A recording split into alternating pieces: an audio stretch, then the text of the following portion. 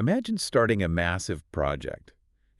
I mean, the beginning is almost always easy, right? Oh, absolutely. It's pure adrenaline. Exactly. It's adrenaline. And, the end is pretty easy too, because you can finally see the finish line.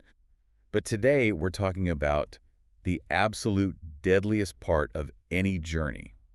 Day The 176. unwitnessed middle. The unwitnessed middle. Yeah. The swamp.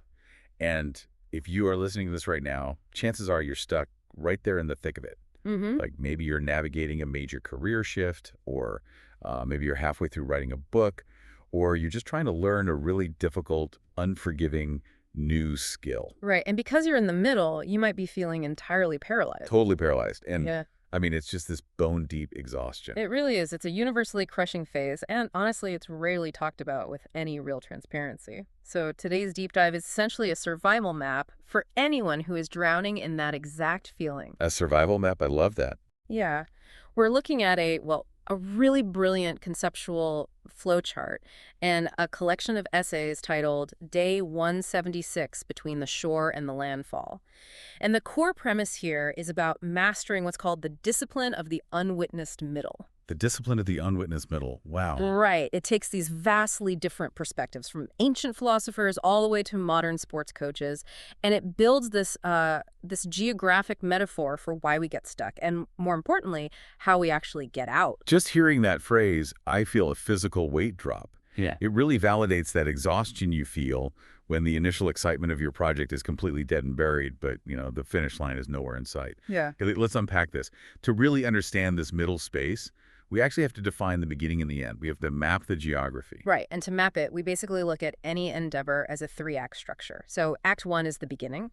And the fascinating thing here is the realization that Act 1 is completely deceiving. Deceiving how? Well, the author Stephen Pressfield, he calls Act 1 the easy heave. Think about it. You have a brand new idea, you heave it against the wall, and you just watch where it sticks. Oh, yeah. Your brain is just flooded with dopamine. It's all novelty and momentum. Exactly. It's the honeymoon phase. You're coasting on pure potential. And then jumping to the end, Pressfield argues that Act 3, the finale, isn't actually where we feel either. Because by Act 3, you can smell the barn. Yeah, the shore's right there. Right. Once the shoreline is finally in view, human nature takes over. You just tromp on the accelerator, and adrenaline carries you across the finish line. The real trouble, the geographic trap that destroys most projects and careers, is Act 2. Act 2 is the swamp. You've rowed away from the shore of Act 1, meaning the initial excitement is gone, but you can't yet see the landfall of Act 3. You're just surrounded by miles and miles of murky water. It's terrifying. It is. The playwright David Mamet has this brilliant observation that captures the psychology of this phase perfectly. He says, and I'm quoting here, "It's hard to remember that you set out to drain the swamp when you're up to your ass in alligators." Oh, man. That is so visceral. But it's exactly what it feels like. I think about this like being in the middle of a major home renovation. Oh, that's a perfect analogy. Right, like Act 1 is the demolition phase. Yeah. It is incredibly fun to invite your friends over, order a pizza, and just take a sledgehammer to the drywall. It's a party. It's a total party. Yeah. And Act 3 is moving in and arranging your beautiful new furniture. Yeah. But Act 2 is 3 months later. You just found black mold behind the plumbing, you have absolutely no working kitchen, and you're washing your dirty dishes in the bathtub at midnight. Yes. And your immediate instinct is to just sit down in the drywall dust and blame the contractor. Yeah. You completely forget that you saved up for 3 years and explicitly asked for this renovation in the first place. Yes, exactly. And the crucial detail in your renovation analogy is that when you're washing those dishes in the bathtub at midnight, your neighbors aren't clapping for you. Right. There's no audience. There is absolutely no audience. You are entirely enveloped by the swamp. And this brings us to a very specific psychological trap that happens right at this moment. When we're out of sight of both shores, the human brain starts looking for an escape hatch. We want a way out. Right. We catch a very specific disease, which the sources outline as the VERBS temptation. VERBS. It's an acronym for becoming victims who sit around expecting to be rescued and then blame others. Victims expecting to be rescued and blaming others. Let's dig into the why of that, though. Why is blame such a comforting defense mechanism in the unwitnessed middle? Well, because blame outsources the pain. Yeah. Think about the logic of the swamp. When you can no longer see the shore you left and you are constantly fighting off the alligators, which, they represent the daily unglamorous friction of the work, the black mold. Exactly, the mold, the delays. It becomes neurologically exhausting to maintain your own internal motivation. The plot of your life is no longer providing courage for you. So the default energy-saving human reaction is to retreat into victimhood. Wow. Yeah, because if someone else pushed you into the water, you don't have to take responsibility for swimming out. You just wait to be rescued. Which Hmm. is why bravery has to be completely redefined in Act Two. I mean, bravery isn't about not feeling afraid of the alligators. It's not this magical absence of fear and hurt. Not at all. Bravery is literally looking fear in the face while it's standing in your doorway and verbally telling it to move aside because it is in your way. Yeah. It's a sentence you speak, not a magical feeling that arrives. Precisely. And this forces a massive psychological pivot. Once you stop blaming the contractor or the boss or the market and you accept that you are in the swamp, you have to make a choice. The isolation of Act Two demands to know who you are going to be while you're in there. Right, because Act One gets the pitch meeting and the fancy launch party. And Act Three gets the ribbon-cutting ceremony and the applause. But Act Two is performed for absolutely no one. And that lack of an audience changes everything. There is this profound concept from the psychologist Jack Block. He says, power doesn't corrupt, it unmasks. Oh, wow. Yeah, but when we apply that to the geography of our journey, we realize that it isn't just power that unmasks us, it is isolation. Act Two unmasks us specifically because it is an unwatched performance. Without the applause to prop you up, your true foundation is exposed. Your real self comes out. Exactly. What's fascinating here is how the flow chart in our source material visually splits at this exact moment. Right in the dead center of the swamp, the line fractures into two distinct opposing paths. You're forced to choose between building the performed self or building the earned self. Okay, let's dive deeply into the performed self first, because there is this wild historical story from Robert Greene about a con artist named Count Victor Lustig. Oh, this is such a great story. It perfectly illustrates the mask. So Lustig would arrive at these incredibly lavish high society hotels in Paris, and he would hire a Japanese chauffeur, which was highly unusual at the time, and he'd just sit in the lobby. Just waiting. Right, waiting. And when a bellhop would hand him a telegram, he'd open it, barely glance at it, and then deliberately tear up the blank telegram with this highly practiced, arrogant nonchalance. The theatrics of it. Totally. Yeah. He never actually walked up to people and claimed to be an aristocrat. He just manufactured this enigma. He created these intentional gaps, and he let a room full of strangers invent a wealthy, important persona to fill in those gaps. Yeah. He controlled what people thought of him before they ever actually spoke to him. It is the ultimate strategy of manufacturing a mask. Lustig knew that the human brain will always fill in a knowledge gap with an assumption. People literally begged for his company, and eventually he robbed them blind. It worked. It was incredibly effective. But we have to define what this strategy actually relies on. The performed self is a costume built entirely for other people's eyes. It's Act One showmanship, the easy heave, artificially extended. It only exists in the reflection of someone else's gaze. I get that it's a costume, but I have to push back on this pretty hard. Okay, go for it. Think about the reality of the swamp. When you are drowning in Act Two, when the alligators are circling and you legitimately do not have the skills yet to cross to the other side, isn't a little bit of fake it till you make it, like Lustig's telegram trick, a completely valid survival tool? That's a fair question. Right. Because sometimes you need to project immense confidence in the boardroom just to keep your job long enough to figure out how to do it. It is a very common cultural narrative, and I'll admit it sounds incredibly practical in the short term, but here is the fatal flaw in the physics of the swamp. A mask is heavy. Yeah, if you build a persona for Act One showmanship, it will inevitably collapse in Act Two because there's no structural foundation underneath it. The performed self requires an audience to supply the energy. Oh, I see. Right, so if you're faking it for the boardroom, what happens when you go home, the audience is gone, it's 2:00 a.m., and you still have 3 miles of swamp left to cross on your own. The performance shatters because it was never designed to operate in isolation. You cannot tread water in the dark while holding up a 20-pound mask. Okay, that makes a lot of sense. Mhm. The audience isn't there to give you the dopamine hit, so the mask becomes dead weight. Which brings us to the alternate path on the flowchart, the earned self. Exactly. And this is where we look at thinkers like Tolstoy, Socrates, and La Bruyere. Socrates had this incredibly blunt argument. He said the only reliable way to be known as a virtuous person is to actually do the brutal, unglamorous work to be virtuous. There's no shortcut. Exactly. There is no Japanese chauffeur. There are no torn telegrams. The ultimate shortcut is realizing that there is no shortcut. And that echoes a striking Spanish proverb from the text, Cuanto sabes, tanto vales. It roughly translates to, you are worth as much as you know, or more accurately, you are worth as much as you have become. As much as you have become. I like that. Yeah, the underlying logic here is bulletproof. Your character is only worth the actual reps you have put in to build it, not the optical illusion you've arranged for others to consume. Under the crushing, unwatched pressure of Act Two, the earned self simply rises to the surface. It floats. Yes, it doesn't collapse, because the mask and the face were the exact same thing all along. So if the performed self collapses because it runs out of audience applause to fuel it, what is the actual fuel that keeps the earned self moving through that massive, unwitnessed middle? I mean, what makes you keep swimming when no one is watching? To understand that fuel, we have to shift into the realm of elite sports leadership, specifically looking at how they define the concept of vocation. There's this great account from the basketball executive George Raveling about Sean Sweeney, a coach for the Orlando Magic. During Sweeney's introductory press conference, you'd expect the standard safe platitudes about, building a winning culture or giving 110%. But instead, Sweeney said something profound. He said, "For me, coaching is not a profession. It's a vocation." And the distinction between those two words is everything. A profession is purely transactional. When you operate as a professional, you're constantly asking the question, what am I owed for showing up today? Oh, right. Am I getting the right title, the right pay, the right respect? Exactly. Hmm. But a vocation is a summons. It flips the question entirely.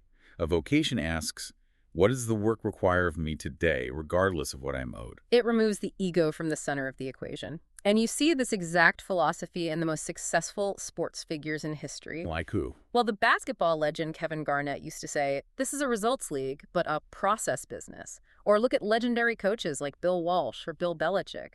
They built historic dynasties using the exact same blueprint. They focused entirely on the unglamorous foundation during the unwatched Tuesday afternoon practices. They ignored the crowd. Totally. They treated the Sunday scoreboard as a byproduct. The results were just the consequence of the work, never the primary focus itself. Here's where it gets really interesting. Because if you really think about the mechanics of this, a profession is kind of like driving a rental car. A rental car? Yeah, think about it. When you rent a car, you do not care about the engine. You don't care about the tire pressure. You just want the vehicle to get you from point A to point B. You just want it to get you out of Act 1 and into Act 3. That's so true. Right. But a vocation is entirely different. A vocation is like a classic car that you are painstakingly restoring in your own garage. It's a Tuesday night, you have grease up to your elbows, your knuckles are bleeding, and no one is taking a picture for social media. The unwitnessed process of fixing the engine is the point. If we connect this to the bigger picture, your classic car analogy explains perfectly why only a vocation can survive the swamp. A profession will gladly accept the thrilling launch in Act 1, and it will happily stand on the parade float in Act 3. But the middle... Right, a profession will quit in Act 2, when the work gets dirty and the applause stops.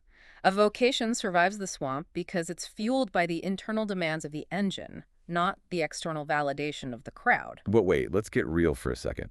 Even with a strong vocation, even if you are totally committed to getting grease on your hands, the swamp is incredibly vast. The reality of Act 2 is that it is simply too big for you to cross completely alone. It really is. Your individual engine will eventually run out of gas. And this brings us to a massive shift in how we handle the unwitnessed the ethics of the swamp. How do we treat the other people who are stuck in the muck with us? And how does that actually save us? It's a critical pivot, because up until now, we've kind of treated this as a solo survival mission. But it isn't. The management philosopher Peter Drucker speaks directly to this. He offers a blistering critique of what he calls a pure market ethic. A pure market ethic? What's that? It's this very quiet, very toxic assumption that economic or professional failure is always deserved. It's the belief that if you're unsuccessful, you are somehow rejected by the Lord, and therefore you don't deserve any status, dignity, or help. That's brutal. And Drucker pushes back against that narrative with everything he has.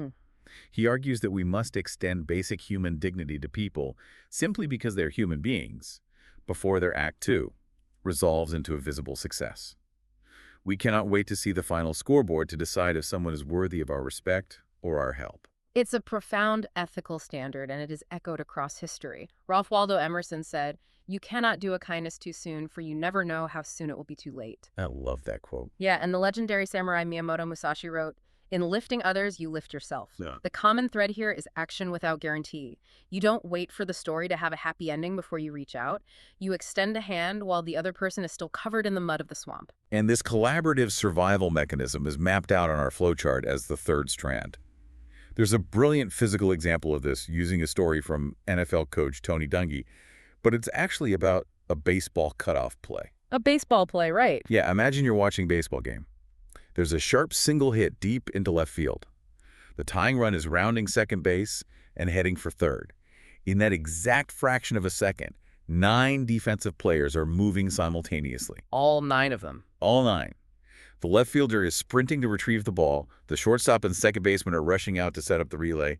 The first baseman is trailing the runner to shout alignment instructions. The catcher is at home plate analyzing the angle and calling the cut.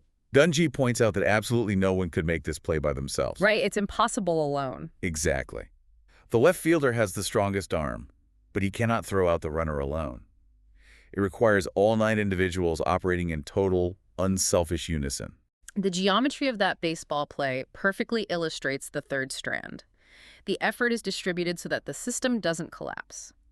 This ties back to the ancient wisdom of Ecclesiastes chapter 4, verse 12, which notes that while one person may be overpowered, a triple-braided cord is not easily broken. Wow, yeah. There's also a famous African proverb that distills this perfectly: to go fast, go alone. To go far, go together. Okay, but I have a major question about this. How do we actually reconcile this deeply collaborative, highly coordinated third strand with the hyper-individualistic, self-made culture that we usually associate with elite performers? It's a very good question. I mean, we just spent 10 minutes talking about Bill Belichick, Kevin Garnett, and Victor Lustig. These are fiercely competitive, highly individualistic people. How does their solo drive mesh with this idea that you absolutely cannot survive the swamp alone? Well, it seems like a contradiction, but it's actually a progression.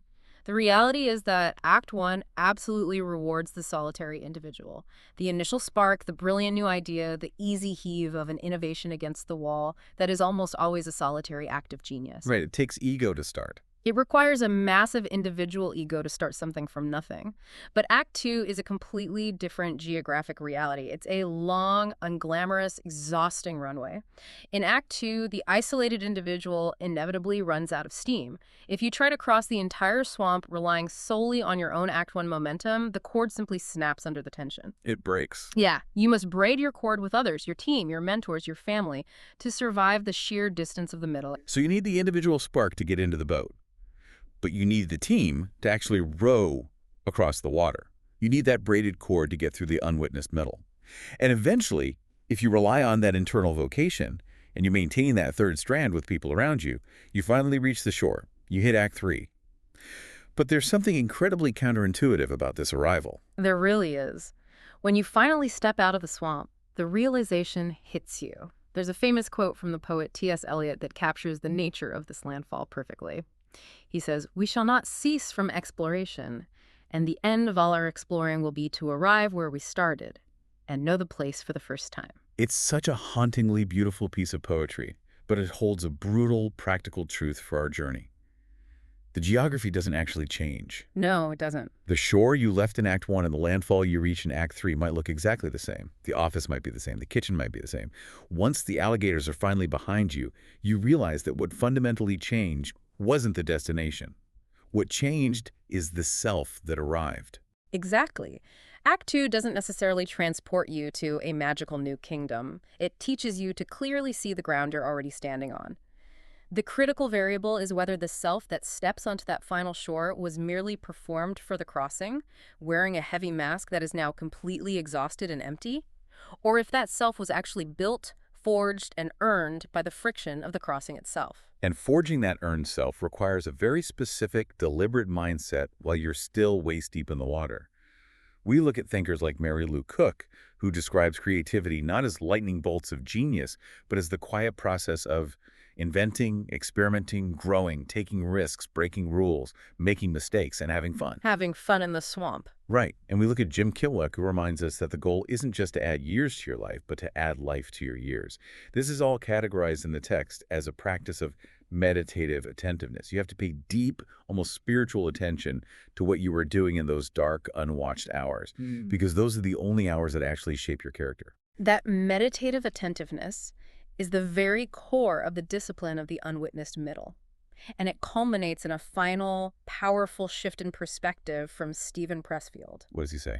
When you are in the deepest part of the swamp, he tells us to do the unthinkable. He says, appreciate the struggle. This is the time when we are actually artists, when we have nothing but the dream and the work. These are the good days. Be grateful. I want everyone listening to really think about that phrase. These are the good days. He isn't talking about the days when you are holding the championship trophy. Yep. He isn't talking about the ribbon-cutting ceremony. The good days are the days in the swamp, the days when your knuckles are bleeding in the garage, when you are braided to the people pulling you forward, when dignity is extended to you before you've earned it back, and when virtue is being slowly built rather than cheaply borrowed. So, what does this all mean?